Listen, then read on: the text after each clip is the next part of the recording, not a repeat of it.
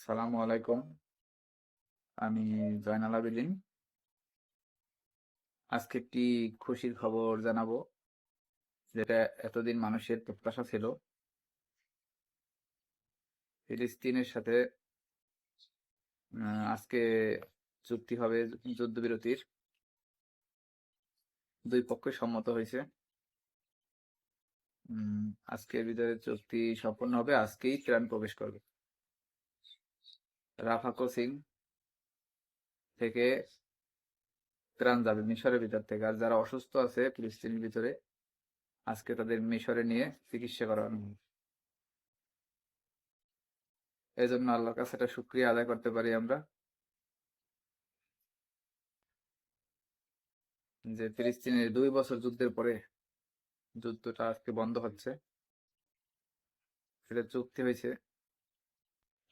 ট্রাম্পের প্রথম ধাপ, আপনার বর্ডারের একটা সীমানা দেওয়া আছে, এর ভিতরে তাদের সৈন্য থাকবে, তার ভিতরে থাকবে না।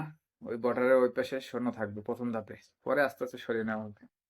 কিন্তু বারবার এরকম হয়েছে, এখন এদের কিনা আবার একটা অজুহাত দেখিয়ে কিনা আবার আক্রমণ করে বসে, বলা যায় না। তারপরও গাজার মানুষের দেখা গেছে তাদের মধ্যে অনেক আনন্দ,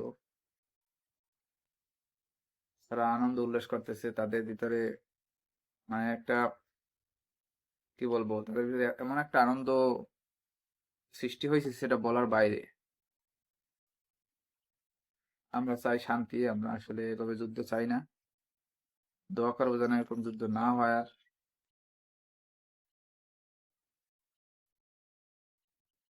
আর আপনারা কি মন্তব্য করেন, এখানে কি হামাসের পরাজয় হয়েছে কিনা? আপনারা কমেন্ট বক্সে জানাইতে পারেন।